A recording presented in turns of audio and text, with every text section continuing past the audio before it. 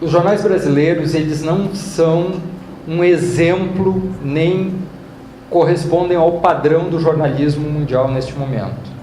Por que eu digo isso? Porque o jornalismo, especialmente o melhor jornalismo, o jornalismo americano, o jornalismo europeu, neste momento, em função da crise, crise que envolve fechamento de jornais, que envolve corte de gastos, que envolve demissão de profissionais, eles estão restringindo a sua cobertura internacional, restringindo de uma forma muito severa. Nos Estados Unidos, em 3 anos, sumiram em torno de 300 postos no exterior. Tem sucursais que estão sendo fechadas, tem estruturas que estão sendo enxugadas, e isso tem se refletido de forma muito séria e muito categórica na qualidade da cobertura. Por exemplo, nós neste momento temos muito menos jornalistas reportando a guerra civil na Síria do que provavelmente nós tivemos jornalistas reportando acontecimentos menos importantes do que esse no passado, né? Basta dizer, fazer um movimento muito simples, acompanhar durante um dia a programação da CNN e ver o espaço que se dá para a Síria. Quer dizer, a CNN está neste momento, em relação à cobertura na Síria, numa posição parecida com a da Globo, fazendo transmissão a partir da Turquia, a partir de Israel, quer dizer, sem um material de primeira mão produzido dentro do território sírio. Esse é o quadro global. O quadro do jornalismo brasileiro é diferenciado pelo seguinte: nós nunca tivemos, e claro, eu estou falando dos grandes jornais e das grandes emissoras, um número tão grande de correspondentes no exterior. Só para lembrar, a Folha de São Paulo, nesse momento, tem correspondentes em Pequim, tem correspondentes em 3 ou 4 cidades americanas, em Londres, em Buenos Aires, em Paris, e o ano passado, pela primeira vez, um jornal brasileiro, que foi a Folha, colocou um correspondente em Teherã.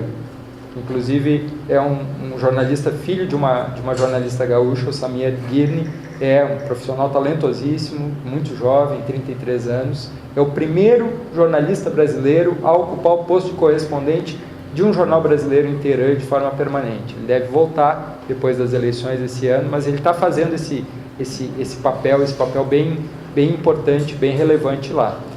A Globo tem uma sucursal em Londres, tem um correspondente em Tóquio, tem um correspondente em Pequim, quer dizer, tem evidentemente a sua sucursal nos Estados Unidos, e isso é uma situação absolutamente distinta. O Estadão também tem correspondente em Pequim nesse momento.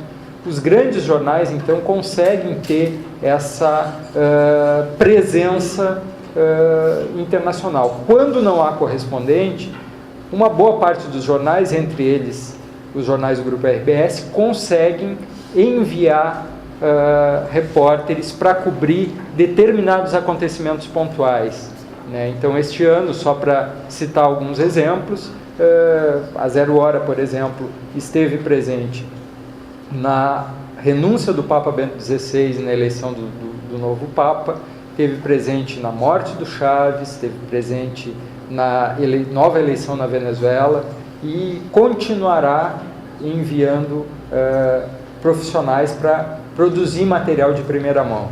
Isso é algo decisivo para o jornalismo brasileiro. Eu me recordo muito de, em 2001, no Paquistão, estar presente numa sala cheia de jornalistas do mundo inteiro tentando negociar com um burocrata paquistanês o acesso a uma determinada zona de fronteira do Afeganistão. E a gente estava há vários dias na cidade, se chama Quetta, uma cidade na fronteira, vários jornalistas, e éramos 3 brasileiros, eu, o Ernesto Palha, da Globo, e um cinegrafista, repórter cinematográfico da Globo. E as listas que eram liberadas diariamente de repórteres elas sempre vinham cheias daqueles nomes que a gente conhece bem, CBS, ABC, CNN, Reuters, e era aquilo, e eram aqueles nomezinhos 10 vezes na lista e se sucediam. E num determinado momento nós percebemos e resolvemos, como se diz popularmente, chutar o pau da barraca na reunião e dizer que nós queríamos estar presentes naquela lista e não só colegas americanos e colegas europeus. Um jornalista da CNN não gostou e questionou, e entramos um pouco numa discussão que era inicialmente com o burocrata do governo, uma discussão entre nós, porque na verdade a lista funcionava à base de propina. Uma propina que os meios de comunicação brasileiros não tinham condições de pagar porque era jogo alto. E o Palha falou uma coisa naquele momento, respondeu a esse colega americano da seguinte maneira, eu nunca esqueci. Ele disse assim: nós não estamos contra, nós brasileiros não estamos contra a ida de vocês até a fronteira. Nós achamos ótimo que vocês vão, nós achamos que o material que vocês produzem é muito bom, inclusive nós compramos o que vocês fazem. Nós compramos, somos clientes de vocês, compramos e reproduzimos.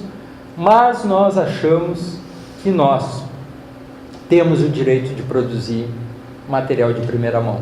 E eu acho que esse tem que ser o nosso mantra em matéria de cobertura internacional.